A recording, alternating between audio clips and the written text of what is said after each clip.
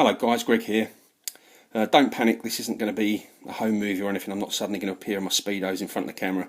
I'm just putting the camera here so that you can see the setup that I've got with my fragrance cupboard wardrobe. So if any of you saw my last video, I was talking about a way to get more out of your fragrances and carrying atomizers with you. Quite a simple video really. But when I was doing that, I was thinking of another thing that might be useful, which was storage for samples and decants. I used to have a real problem with them because I used to just stick them all in a box. And if you're actually trying to find anything, it's a nightmare. So I've found a decent solution for both your sort of 5-10mm decants as well as small samples. So I'm going to show you what I use for that. Hopefully it will be helpful. So if we take a walk over here, excuse the unprofessional camera work. So that's my fragrance wardrobe that I showed you before. What I've also got in the room is these cabinets across the top. And this one here, if I can get the camera, is where I carry or store the majority of my samples and decants. Hopefully you can see in there, it's a little bit dark.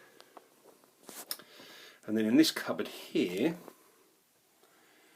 we have the majority of my boxes that I tend to keep most of. A lot of them got thrown out because my missus put them out with the recycling, but generally, you know, most of them are kept in there. So what I'm going to do is I'm going to actually get the storage solutions down somewhere where I can actually show you and show you a bit closer. So bear with me while I do that. Right, so if we start with decants, your sort of 5mm, 10mm atomizers, you can see what I have here. I've actually emptied half of this so that I can show you what I've got. Now the wooden tray is not important, it's just a wooden tray that I happen to have knocking around the house that I've housed them in. The key part and the bit I want to show you is this.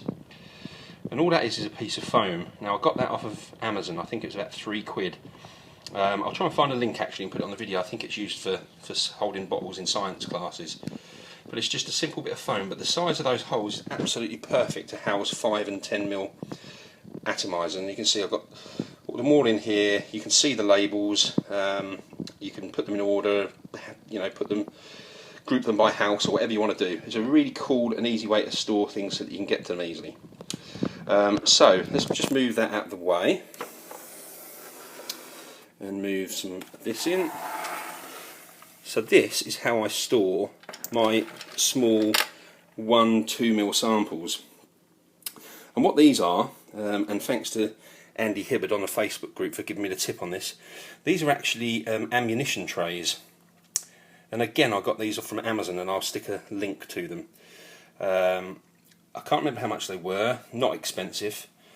But again, these will house your sort of 1-2mm samples perfectly. If you can see, that hole there maybe looks bigger on the camera. It won't hold a 5mm decant. In fact, let's take a 5mm decant from here.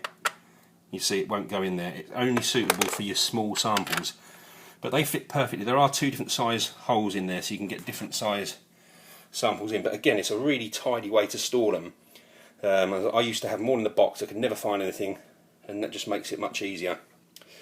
I also have here, which is not really anything fantastic, just a basket, and what I house in here is mainly samples that are on cards. Like I've got all these État Libre d'Orange here, and a few samples chucked in, but all the ones underneath are all samples on cards that just sit in that basket.